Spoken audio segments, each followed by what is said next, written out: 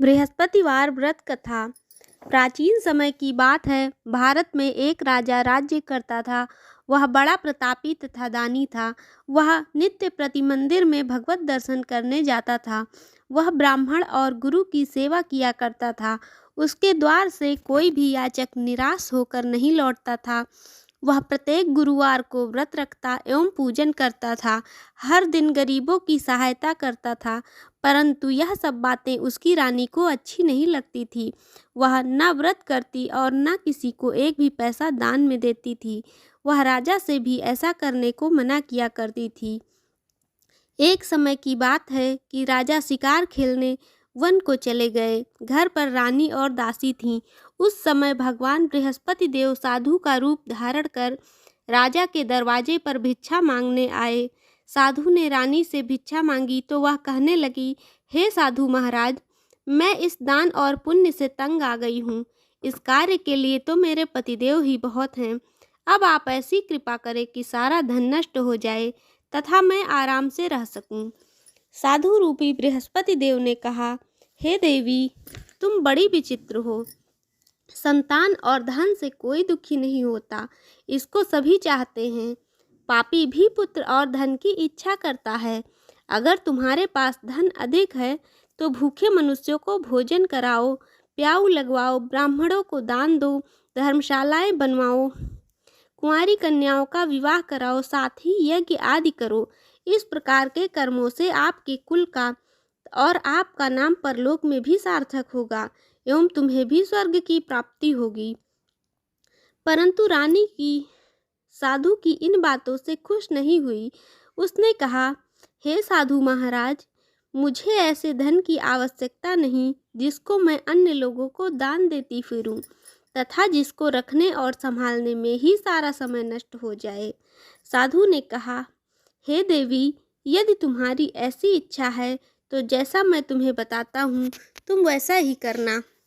अपने घर को गोबर से लीपना, अपने केशों को पीली मिट्टी से धोना, केशों को धोते समय स्नान करना, राजा से कहना वह हजामत करवाए, भोजन में मांस मदिरा खाना, कपड़े धोबी के यहाँ धुलने देना।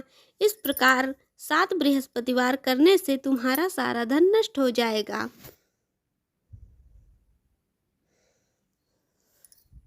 यह कहकर साधु महाराज अंतर्धान हो गए। रानी ने साधु के कहने के अनुसार 7 बृहस्पतिवार तक वैसा ही किया तथा उसकी समस्त धन संपत्ति नष्ट हो गई। भोजन के लिए दोनों समय परिवार तरसने लगा तथा दूसरे सांसारिक भोगों से दुखी रहने लगा। तब राजा रानी से कहने लगा कि हे रानी, तुम यहाँ पर रहो, मैं दूसरे देश को जाता हूँ, क्योंकि यहाँ पर मुझे सभी जानते हैं, इसीलिए मैं यहाँ पर कोई छोटा कार्य नहीं कर सकता। अब मैं परदेश जा रहा हूँ, वहाँ कोई काम धंधा करूँगा, शायद इसीलिए हमारे भाग्य बदल जाएं। ऐसा कहकर राजा परदेश चला गया। वह वहाँ जंगल से लकड़ी काट कर लाता और शहर में बेचता। इस तरह जीवन व्यतीत करने लगा। इधर राजा के बिना रानी और दासियां दुखी रहने लगी। किसी दिन भोजन मिलता और किसी दिन जल पीकर ही रह जाती। एक समय रानी और दासियों को 7 दिन तक बिना भोजन के व्यतीत करना पड़ा। तो रानी ने अपनी दासी से कहा, हे दासी, यहाँ पास के नगर में मेरी बहन रहती है, वह बड़ी धनवान है। तू उसके पास जा और वहाँ से 5 सेर बेझर मांग कर ले आ, जिससे कुछ समय के लिए गुजारा हो जाएगा। दासी रानी की बहन के पास गई। रानी की बहन उस समय पूजा कर रही थी। बृहस्पतिवार का दिन था। दासी ने रानी की बहन से कहा, हे रानी, मुझे आपकी बहन ने भेजा है, मुझे 5 सेर बेझर दे दो।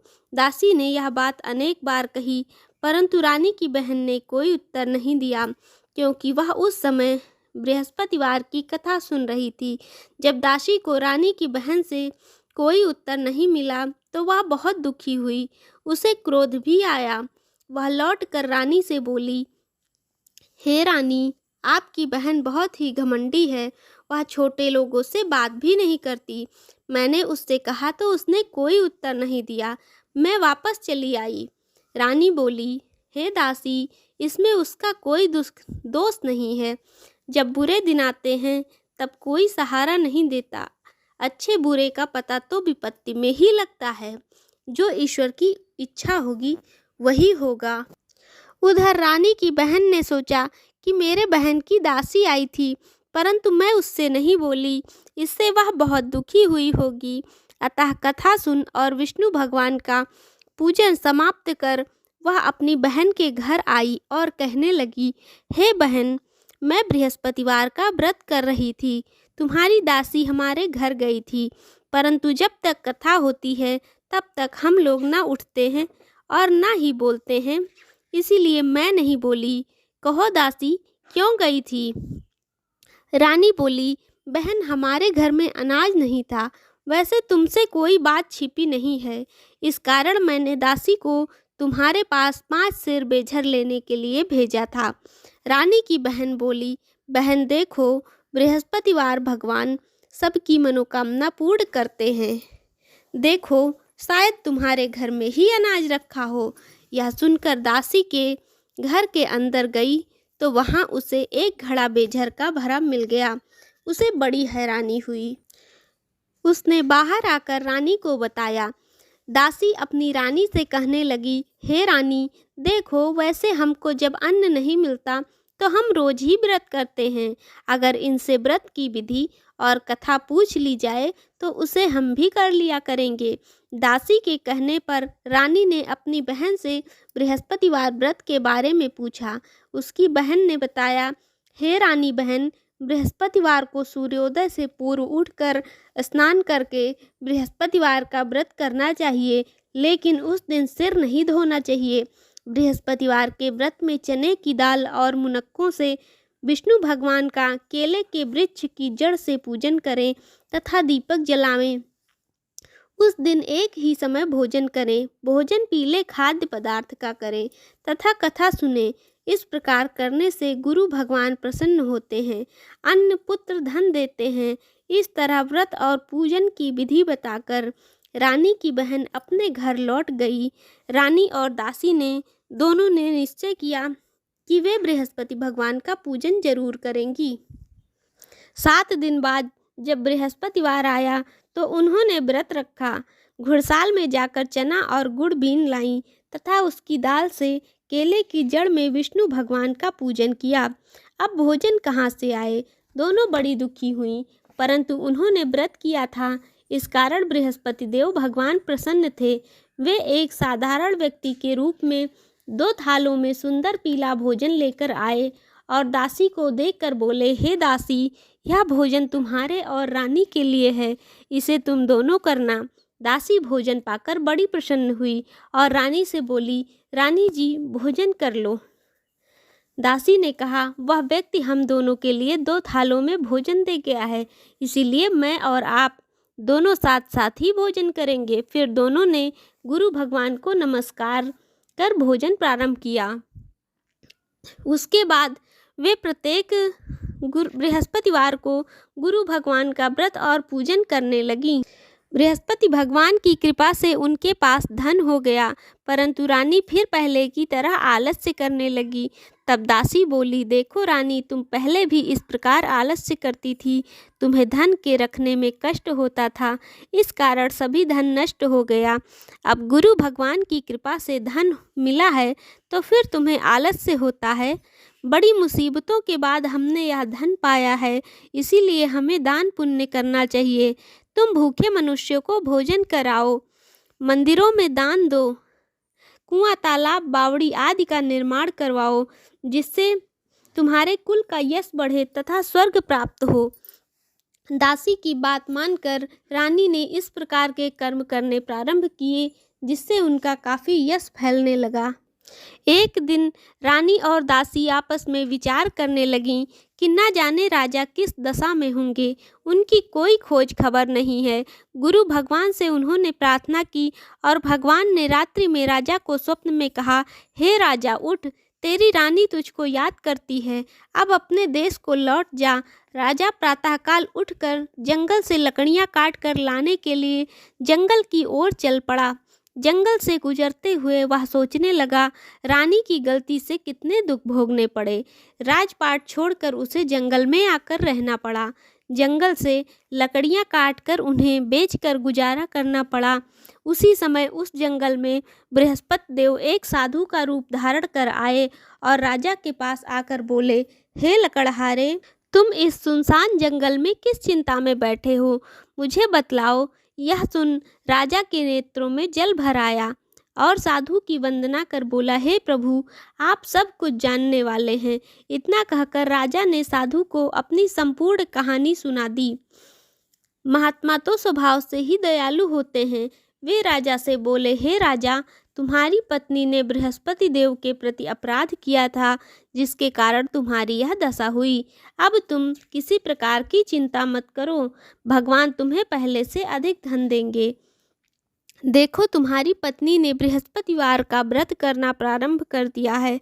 अब तुम भी बृहस्पतिवार का व्रत करके चने की दाल व गुड़ को जल को लोटे में डालकर विष्णु भगवान का पूजन करो।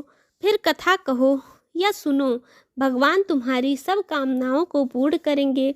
साधु को प्रसन्न देखकर राजा बोला, हे प्रभु, मुझे लकड़ी बेचकर इतना पैसा नहीं बचता जिससे भोजन के उपरांत कुछ बचा सकूं।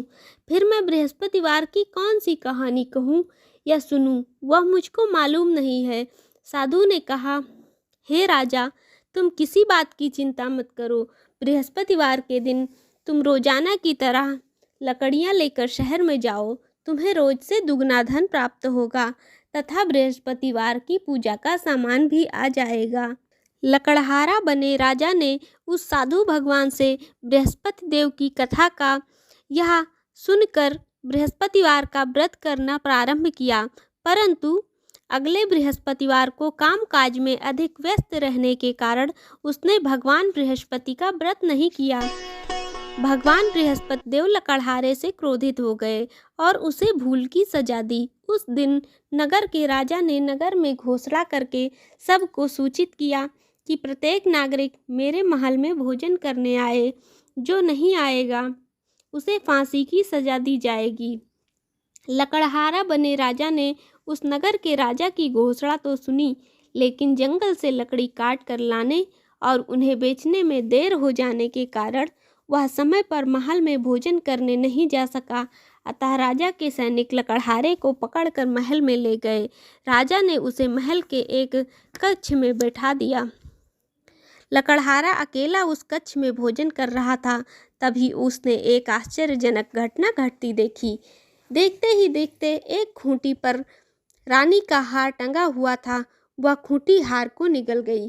थोड़ी देर बाद राजा ने हार को गायब देखा तो लकड़हारे को कारावास में डलवा दिया। लकड़हारा मन ही मन अपने भाग्य को कोसने लगा। तभी उसे जंगल में मिले साधु का स्मरण हो आया। थोड़ी देर बाद भगवान बृहस्पति सन्यासी के रूप में उसके सामने प्रकट हुए। हे लकड़हारे, तूने भगवान बृहस्पति देव की पूजा नहीं की, इसी कारण तुम्हें कष्ट हुआ है। लेकिन अब चिंता मत करो। भगवान बृहस्पति देव के दिन कारागार के दरवाजे पर तुम्हें 4 पैसे पड़े हुए मिलेंगे। उन पैसों से भगवान बृहस्पति देव का व्रत करके उनकी पूजा करोगे तो तुम्हारे सब कष्ट दूर हो जाएंगे। बृहस्पतिवार के दिन दरवाजे पर पड़े पैसों से चने और गुड़ मंगाकर लकड़हारे ने बृहस्पतिवार की कथा कही तो भगवान बृहस्पति देव ने प्रसन्न होकर उस नगर के राजा को स्वप्न में लकड़हारे को कारागार से मुक्त करने को कहा। सुबह राजा ने अपने कक्ष में आकर देखा तो खूंटी पर रानी का हार टंगा हुआ था। राजा ने लकड़हारे को मुक्त कर दिया, उसे धन और आभूषण देकर विदा किया। लकड़हारा बना राजा उस नगर से चलकर अपने नगर में पहुंचा तो उस नगर में कुएं, धर्मशाला, बाग बगीचे देखकर बहुत प्रसन्न हुआ। राजा ने किसी से पूछा कि ये कुएं, धर्मशालाएं किसने बनवाई हैं। सबने उसे बताया कि ये सब रानी और उसकी दासी ने बनवाए हैं। राजा महल में पहुंचा तो रानी ने उसका भव्य स्वागत किया। तब राजा ने निश्चय किया कि सप्ताह में एक बार तो सभी बृहस्पतिवार का व्रत करते हैं, परंतु मैं प्रतिदिन व्रत किया करूँगा तथा दिन में 3 बार कथा कहा करूँगा। अब राजा हर समय दुशाले में चने की दाल बांधे रहता तथा दिन में 3 बार कहानी कहता। एक दिन उसे अपनी बहन की याद आई। उसने कुछ लोगों को एक शव ले जाते हुए देखा। राजा को स्मरण हो आया कि आज उसने किसी को बृहस्पतिवार की कथा नहीं सुनाई है। राजा ने उन लोगों को रोककर कहा, भाइयों, शव ले जाने से पहले मुझसे बृहस्पतिवार की कथा सुन लो। लोगों ने राजा पर क्रोधित होकर कहा, राधे राधे एवरीवन। आज मैं आपको बृहस्पतिवार यानी कि गुरुवार की घर के मंदिर में किस प्रकार से विष्णु भगवान का पूजन करें, व्रत कैसे करें, व्रत के नियम आदि सभी बातें बताऊंगी। यह पूजा आप अलग से चौकी लगा करके या फिर घर के मंदिर में भी कर सकते हैं। बृहस्पतिवार के व्रत में भगवान बृहस्पति देव की पूजा की जाती है, जो कि विष्णु भगवान का ही रूप है। और इनकी पूजा करने के बाद में केले के पेड़ की भी पूजा जरूर करनी चाहिए, क्योंकि केले के वृक्ष में भगवान बृहस्पति देव विष्णु भगवान माता लक्ष्मी का वास माना जाता है। और केले के पेड़ की पूजा बृहस्पतिवार के दिन करने से घर में सुख समृद्धि और हमारी सभी मनोकामनाएं पूर्ण होती है। तो इसका वीडियो, केले के पेड़ का कैसे पूजन करें, इसका वीडियो आपको मेरे चैनल पे मिल जाएगा। और देखिए, इसमें पीले रंग का विशेष महत्व होता है। तो सुबह स्नान करके पीले वस्त्र धारण करें, पीले आसन पर बैठे और भगवान जी को भी पीला आसन दें। तो मैंने यहाँ पर चौकी के ऊपर पीला वस्त्र बिछा करके वहाँ पर गणेश जी की स्थापना की है और भगवान विष्णु की स्थापना की है और जल से स्नान करा दिया। इसके बाद में हम हल्दी से और चंदन से तिलक करेंगे। भगवान विष्णु को हल्दी अत्यधिक प्रिय है, तो हल्दी से तिलक करेंगे। देखिए, किसी कारण से यदि आप केले के वृक्ष के पास नहीं जा पा रहे हैं, तो जो फोटो में केले के पौधे दिए हुए होते हैं उनका भी आप पूजन कर सकते हैं। लेकिन अगर आप साक्षात केले के वृक्ष का पूजन करते हैं तो बहुत ही ज्यादा अच्छा रहता है। इसके बाद में हम वस्त्र रूपी कलावा अर्पित कर देंगे भगवान विष्णु को। आप चाहे तो पीला वस्त्र अर्पित कर सकते हैं, पीला कोई भी के पेट का दर्द, पीला जनेऊ और पीली कोई भी चीज अर्पित कर सकते हैं। इसके बाद में हम इत्र लगा देंगे भगवान जी को, सभी को। और फोटो में जो भी देवता खड़े हैं उन सभी को हम तिलक करेंगे और भगवान गणेश जी को दूर्वा और लाल पुष्प अर्पित कर देंगे और भगवान विष्णु को पीले पुष्प अर्पित करेंगे। देखिए, अगर पीले पुष्प नहीं मिलते हैं तो जो भी मिल जाते हैं आप उनको पूजन में रख सकते हैं। इसके बाद में हम भगवान विष्णु को तुलसी दल अर्पित करेंगे। अत्यधिक प्रिय है भगवान विष्णु को तुलसी दल। अगर आपके पास भगवान बृहस्पति देव की फोटो है तो आप उनका भी पूजन कर सकते हैं। इसके बाद में हम धूप दीप जला देंगे। देखिए, इसमें नियम बहुत ही कठोर होते हैं। बृहस्पतिवार के व्रत के नियम काफी कठोर होते हैं। इसमें केला नहीं खाया जाता, स्त्रियां बाल नहीं धोती हैं इस दिन, पुरुष दाढ़ी नहीं बनवाते, नाखून नहीं काटने चाहिए, घर में चौका पोछा आदि नहीं लगाना चाहिए और ना ही बृहस्पतिवार के दिन कपड़े धुलने चाहिए। और इस व्रत में नमक का सेवन नहीं किया जाता है। इसके बाद में हम जल का भोग लगा देंगे भगवान जी को और गणेश जी को हम अलग से भोग लगाएंगे, क्योंकि भगवान विष्णु के सभी भोग सामग्री में हमें तुलसी दल रखने होते हैं। इसके बाद में हम चने की दाल, इस व्रत में भगवान जी को चने की दाल अवश्य रूप से अर्पित करनी चाहिए। मुनक्का और गुड़ का भी बहुत महत्व होता है। देखिए, कहीं कहीं पर ये दाल भिगो करके चढ़ाई जाती है, तो आप चाहें तो भिगो करके या फिर ऐसे भी भगवान जी को अर्पित कर सकते हैं। सभी भोग सामग्री में हम तुलसी दल रख देंगे। देखिए, ये जो व्रत है किसी भी बृहस्पतिवार से आप शुरू कर सकते हैं और अपनी श्रद्धा के अनुसार और सामर्थ्य के अनुसार 5, 7, 11 जैसे भी आप चाहें तो सालों साल इस व्रत को कर सकते हैं। इसके बाद में कोई भी पीला फल भगवान जी को अर्पित कर देंगे और जो कथा की पुस्तक है उसका भी विधिवत पूजन करेंगे। और इसके बाद में हाथ में चने की दाल और हल्दी और गुड़ लेकर के कथा सुनेंगे। देखिए, भगवान विष्णु को इस दिन केला आप जरूर चढ़ाएं, इससे सभी मनोकामनाएं पूर्ण होती हैं। इसके बाद में हम भगवान जी की आरती करेंगे, गणेश जी की, भगवान बृहस्पति भगवान की आरती करेंगे, विष्णु भगवान की भी आप आरती कर सकते हैं। ओम नमो भगवते वासुदेवाय मंत्र का आप इस दिन जाप जरूर करें, तो ये काफी शुभ रहता है। आरती करने के बाद में हम प्रार्थना करेंगे और भगवान जी से क्षमा याचना करेंगे। जो भी हमसे अनजाने में गलती हो गई हो उसके लिए भगवान जी से हम क्षमा प्रार्थना करेंगे। तो इस प्रकार से देखिए, पूजा करने के बाद में आप सारा दिन व्रत करें, दिन में फलाहार ले सकते हैं, शाम के समय एक टाइम आप मीठा भोजन खाएं। भोजन में आप चाहें तो बेसन का हलवा, पीला कोई भी भोजन कर सकते हैं। तो वीडियो अगर आपको अच्छा लगा है तो लाइक, शेयर और मेरे चैनल को जरूर सब्सक्राइब करें और कमेंट बॉक्स में विष्णु भगवान की जय आप जरूर लिखें। हरे कृष्ण, राधे राधे।